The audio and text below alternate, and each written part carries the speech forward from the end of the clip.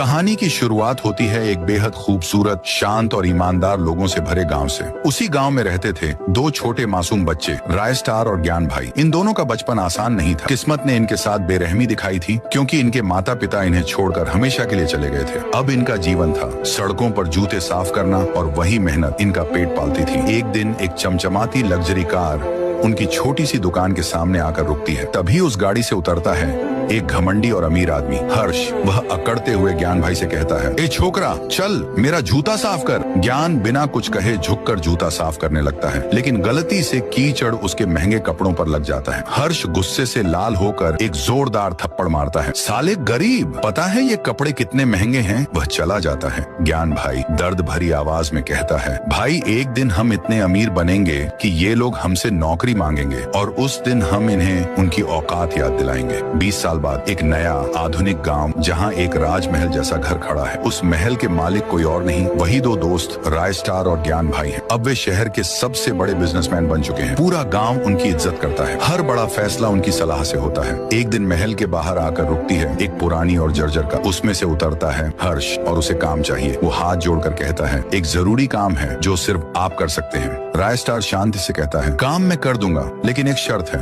हर्ष, क्या शर्त? तुझे मेरे दोस्त के जूते साफ करने होंगे। पागल हो क्या? मैं? राय स्टार, तो फिर मेरा काम भी भूल जा। मजबूरी में हर्ष झुककर ज्ञान भाई के जूते साफ करता है। तभी ज्ञान भाई एक चम्मच उठाते हैं और उसकी गर्दन पर हल्का छांटा मारते हुए कहते हैं, साले गरीब, तुझे पता है ये जूते कितने महंगे हैं? हर्ष का चेहरा जलता लाल हो जाता है। वो गुस्से में कहता है, तुमने मेरी बेइज्जती की है, इसका बदला मैं जरूर लूंगा। ज्ञान भाई बाजार जा रहे होते हैं। तभी एक लड़की रोज सड़क पर गिरी हुई मिलती है। ज्ञान भाई उसे उठाते हैं। तुम ठीक हो? चलो मैं घर छोड़ देता हूँ। रोज बाइक पर बैठती है और उसे एक सुनसान फैक्ट्री की ओर ले जाती है। जैसे ही वे वहाँ पहुँचते हैं, सामने खड़ा मिलता है हर्ष। तो आ ही गया तू, तेरा ही इंतजार था। हर्ष हंसता हुआ कहता है, अब अपने दोस्त को भी बुला ले। ज्ञान भाई घबराकर फोन करता है, भाई मैं फंस गया हूँ, जल्दी आ। राय स्टार बिना एक पल गंवाए अपनी बाइक लेकर निकलता है। जब वह फैक्ट्री पहुँचता है तो देखता है कि ज्ञान भाई एक पिंजरे में कैद है और हर्ष अपने गुंडों के साथ तैयार खड़ा है। हर्ष, अब तुम दोनों से एक साथ बदला लूंगा। राय स्टार, उसे छोड़ दे, नहीं तो तूफान बनकर टूट पड़ूंगा। हर्ष, आज देखेंगे कौन किसे मारता है। और फिर शुरू होती है एक जबरदस्त लड़ाई। धुआं, लाल खून से